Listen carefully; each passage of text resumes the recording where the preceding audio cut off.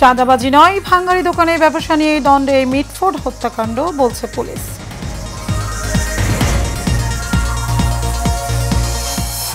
সোহাগ হত্যাকাণ্ড নিয়ে রাজনৈতিক ফায়দা হাসিলের চেষ্টা হচ্ছে, অভিযোগ রিজভির।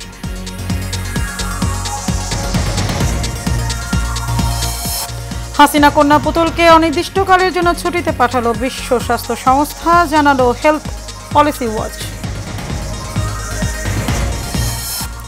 এবং ঠাকুরগাঁও সুনামগঞ্জের সীমান্তে 2 বাংলাদেশিকে গুলি করে হত্যা করল বিএসএফ।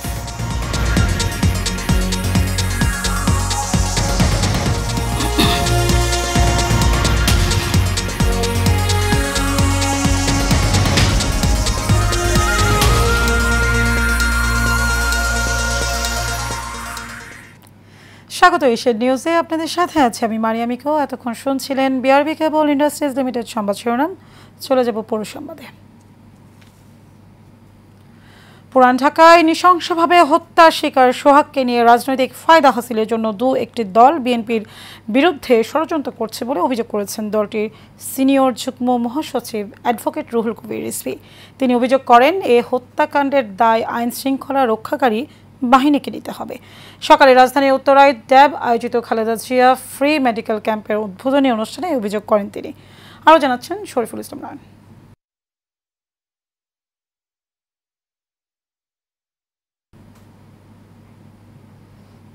দর্শক, রিপোর্টটি প্রক্রিয়াধীন আছে, চলে যাচ্ছি পরবর্তী সময়তে। রাজধানীর মিটফোর্ড হাসপাতালের মূল ফটকের সামনে ভাঙ্গারি ব্যবসায়ী মোহাম্মদ চাঁদ মিয়া ওরফে সোহাগকে নৃশংসভাবে হত্যার ঘটনায় দ্রুত বিচার ট্রাইব্যুনালের অধীনে করা হবে বলে জানিয়েছেন আইন উপদেষ্টা অধ্যাপক ডক্টর আসিফ নজরুল। নিজের ভেরিফাইড ফেসবুক পেজে দেয়া এক স্ট্যাটাসে তিনি এই কথা জানান। আইন উপদেষ্টা বলেন, মিটফোর্ডের নারকীয় হত্যাকাণ্ডের দ্রুত বিচার সরকার বদ্ধপরিকর। এই ঘটনার সাথে জড়িত 5 জনকে ইতিমধ্যে গ্রেপ্তার করা হয়েছে। পুলিশ সর্বোচ্চ গুরুত্ব দিয়ে তদন্ত শুরু করেছে। তিনি বলেন, এই পাশবিক হত্যাকাণ্ডে দ্রুত বিচার করে দৃষ্টান্তমূলক শাস্তি দেওয়ার ব্যবস্থা গ্রহণ করা হবে। দায়ীদের বিরুদ্ধে মামলা দ্রুত বিচার ট্রাইব্যুনালে স্থানান্তর করা হবে। দ্রুত বিচার ট্রাইব্যুনাল আইন 2002 এর ধারা 10 অধীনে দ্রুততম সময়ের মধ্যে বিচারের ব্যবস্থা করা হবে।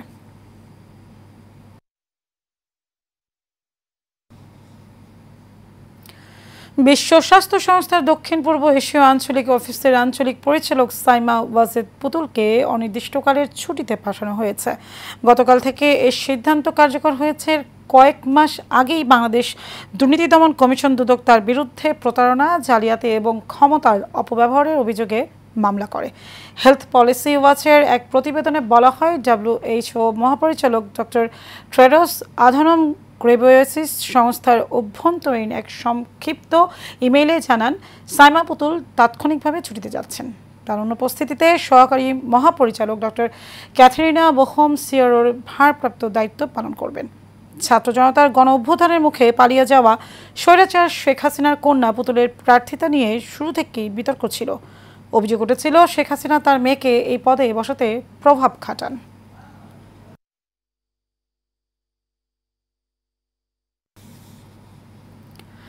ঠাকুরগাঁয়ের হরিপুর ও সুনামগঞ্জে বাগানবাড়িতে সীমান্ত বিএসএফের গুলিতে 2 বাংলাদেশি নিহত হয়েছে। সুনামগঞ্জের দোয়ারা বাজার সীমান্তে বিএসএফের ছোড়া গুলিতে শফিকুল ইসলাম নামে এক বাংলাদেশি যুবকের মৃত্যু হয়েছে। শনিবার গভীর রাতে উপজেলা ভাঙ্গাপাড়া সীমান্ত এলাকায় ঘটনাটি ঘটে। নিহত ওই যুবক উপজেলার লক্ষ্মীপুর ইউনিয়নের ভাঙ্গাপাড়া গ্রামের কিতাবালি পুত্র। অন্যদিকে ঠাকুরগাঁয়ে হরিপুর ভারতীয় বিএসএফের গুলিতে মোহাম্মদ আসগর আলী নামের এক বাংলাদেশি যুবক নিহত হয়েছেন। শনিবার ভোর 4টার দিকে উপজেলা মিনাপুর সীমান্ত এলাকায় এই ঘটনা ঘটে। এই ঘটনায় বর্ডার বাংলাদেশ বিজিবি সদস্যরা সতর্ক অবস্থানে রয়েছে বলে জানা গেছে। ফেনীতে বন্যা দুর্গত এলাকা পরিদর্শন করেছেন ত্রাণ উপদেষ্টা ফারুক আজম। সকালে আশ্রয় কেন্দ্রগুলো পরিদর্শন করেন তিনি। এই সময় ত্রাণ বিষয়ক উপদেষ্টা ফারুক আজম বলেন, এখানে কেবল ত্রাণ দিলেই চলবে না, মানুষের টিকে থাকার জন্য টেকসই বেড়িবাঁধ লাগবে, একই সাথে দীর্ঘমেয়াদী জীবিকার ব্যবস্থাও লাগবে। সরকার সে পরিকল্পনা নিয়ে এগোচ্ছে। বন্যা মোকাবেলায় স্থানীয় প্রশাসনের সঙ্গে জরুরি সভা করেন উপদেষ্টা।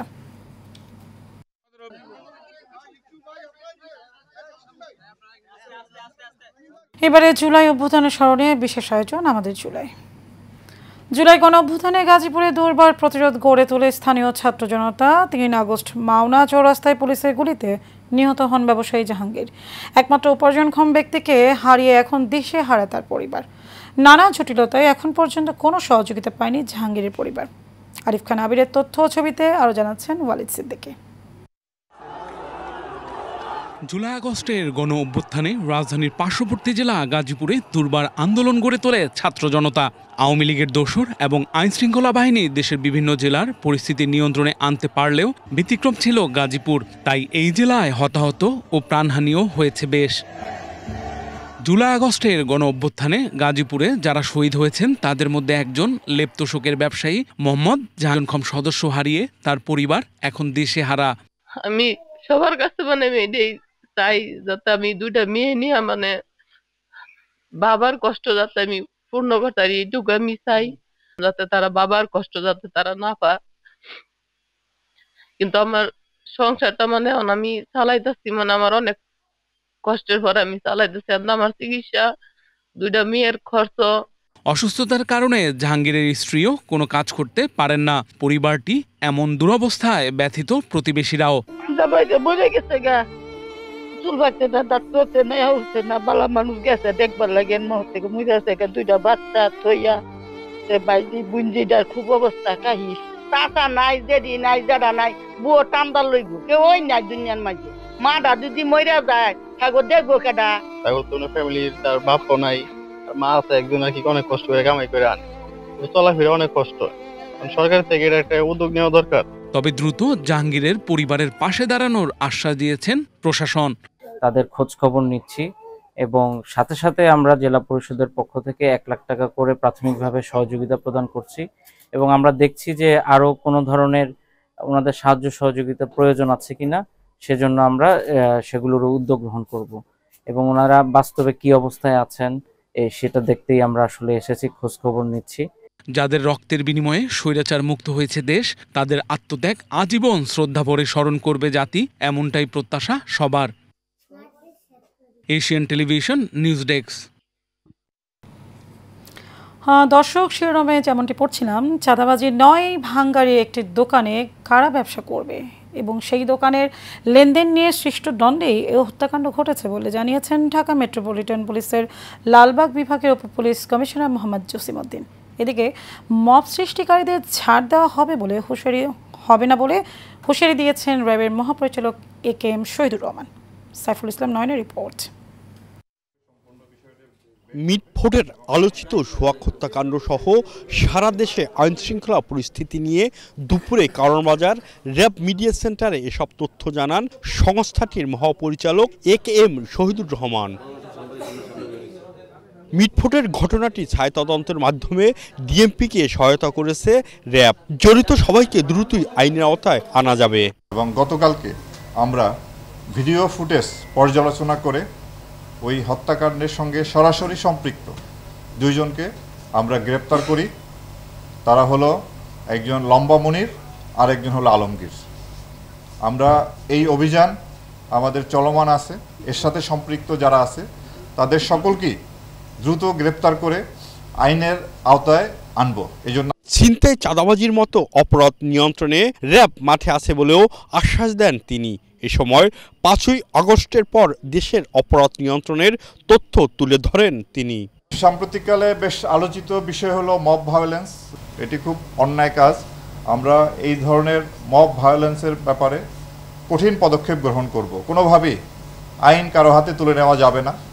আইনকে শ্রদ্ধা করতে হবে এবং আইন মেনে চলতে হবে। হত্যার ঘটনার রহস্য উন্মোচন করেছে পুলিশ।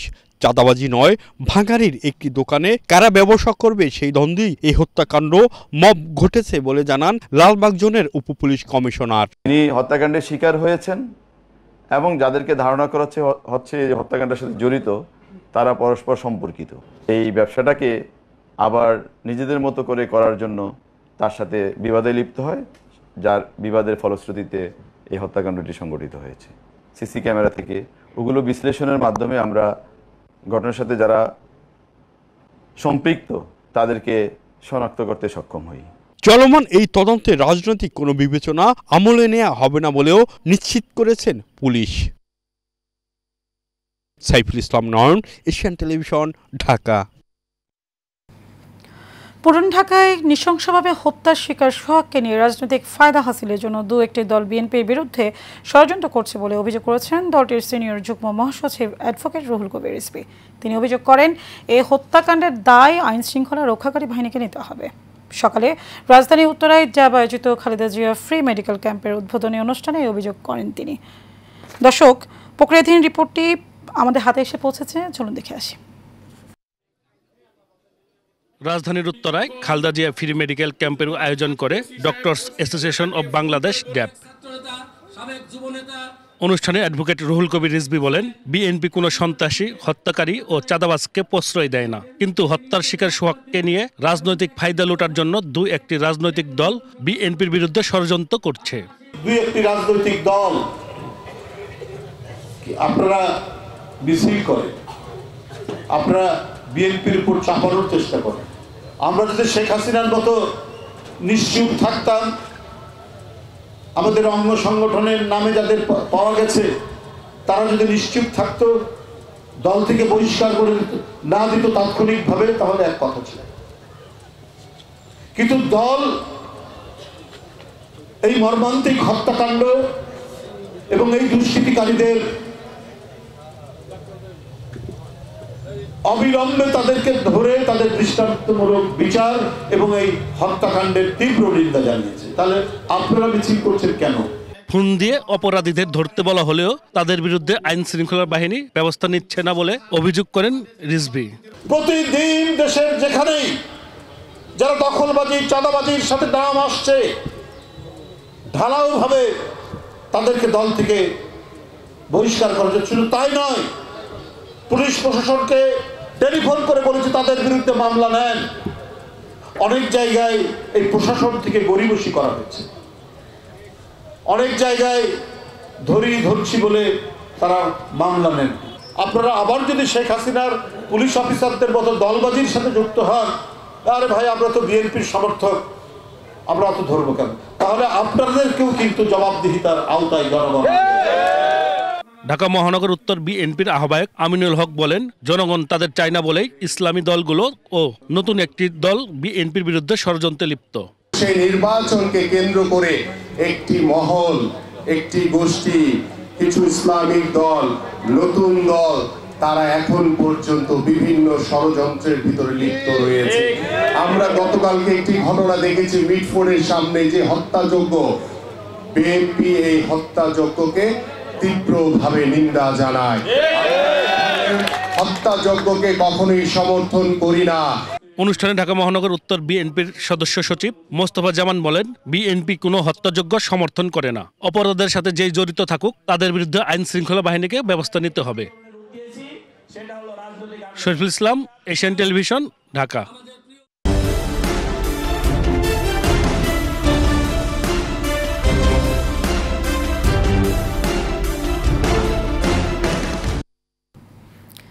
গাইবান্ধায় মাদক বিরোধী অভিযানে নারীসহ ৩ মাদক কারবারি আটক করেছে যৌথ বাহিনী। পিকে বিশ্বাস রোড সংলগ্ন জেলা শিল্পকলা একাডেমির পেছনে হরিজন বসতিতে এই অভিযান চালানো হয়।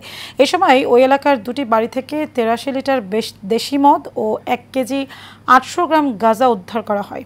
রাতে 10:30 থেকে রাত 12:30 পর্যন্ত দীর্ঘ সময় ধরে চলা ওই অভিযানের পর আটককৃত মাদকদ্রব্য সহ আটক 3 মাদক ব্যবসায়ীকে থানায় নেওয়া হয়।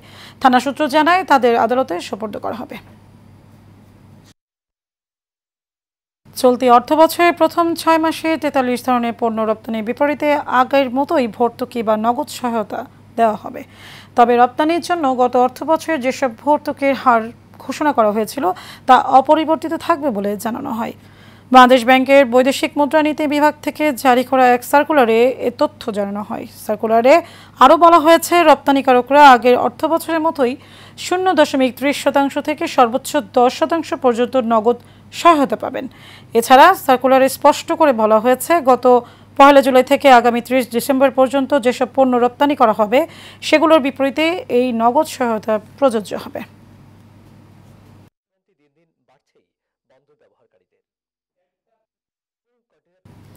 শেষ করবো এশিয়া নিউজ, তার আগে বিআরবি কেবল ইন্ডাস্ট্রিজ লিমিটেড সংবাদ শিরোনাম জানাবো আর একবার।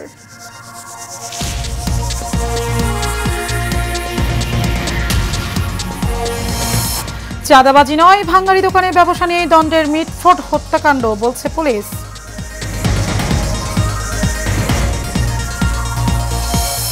সোহাগ হত্যাকাণ্ড নিয়ে রাজনৈতিক ফায়দা হাসিলের চেষ্টা হচ্ছে, অভিযোগ রিজভির।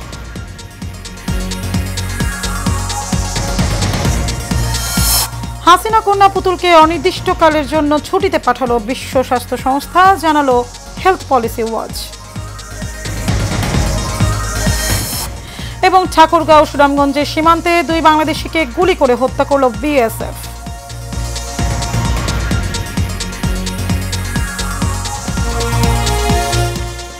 দর্শক, এই ছিল আমাদের এতক্ষণকার আয়োজন। আমাদের পরবর্তী সংবাদ দেখার আমন্ত্রণ রইল। ধন্যবাদ সবাইকে।